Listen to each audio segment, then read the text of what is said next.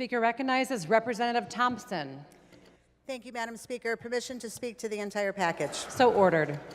Thank you. I believe that everyone in this chamber came to Lansing for a reason. I know that I personally came to Lansing to fix the things within healthcare and that affect our families that I felt was broken.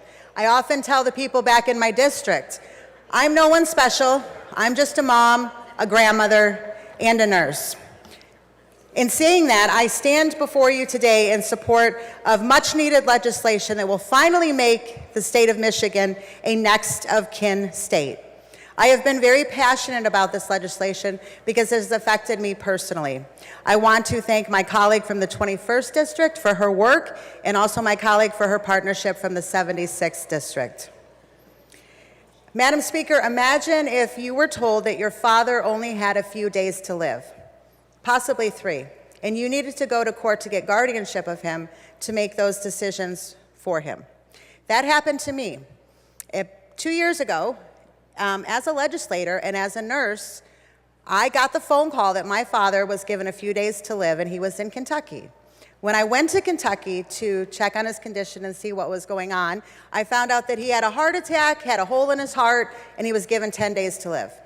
My dad was alert, A&O times 3, and we talked about what he wanted for end of life. We talked about going hospice. It was a very difficult conversation that I had to have with my parent, with my dad, letting him know that you might feel okay right now, but you only have 10 days to live. What are your final wishes? He signed a DNR. He went hospice. We prayed. I talked to the physician. I said, do I need to get a power of attorney? He said, no, you're his daughter. He's divorced. And Kentucky is a next of kin state. You make those decisions for your father. So I thought, okay, bring him back to Michigan. Now we're on day 7. When he arrived in Michigan, everything changed. I was told they could not honor his DNR because it came from out of state. I was told that now he is confused and incapacitated because the dying process had started, and he was exhibiting very much symptoms as a nurse that has cared for patients that have died, is that he was actively dying.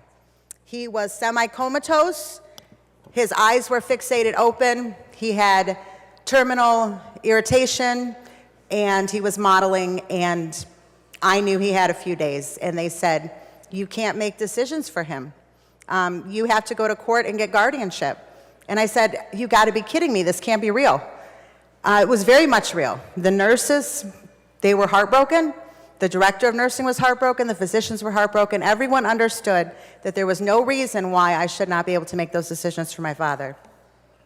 I very much fought against it, and I was able to get one physician to stand up and take responsibility to make sure that his end-of-life wishes were met, and I was very accurate. My father did pass away in 3 days. So this legislation will make clear and compassionate processes for family that removes the red tape. To be very clear, this legislation is very pro-family.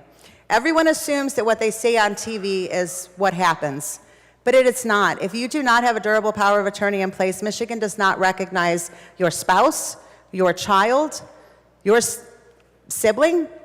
This will change that. This is a great step for Michigan. It also provides important protections for our healthcare workers that are acting in good faith.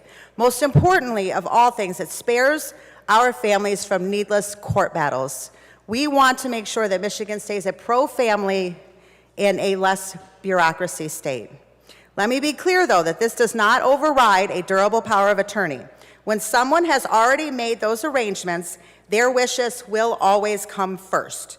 But when they do not have those wishes in place and there is no law, this will help. This will ease that pain, and this will make sure that families are able to make decisions for their loved ones and that they're not put in the middle of a crisis when they need to be spending time with their loved ones.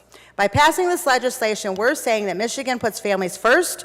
We're saying that compassion and dignity matters more than bureaucracy, and we are saying that no family should ever have to suffer the pain of a system that stands between them and their loved ones. Spending the last days of your loved one's life in court and not at their bedside is just wrong.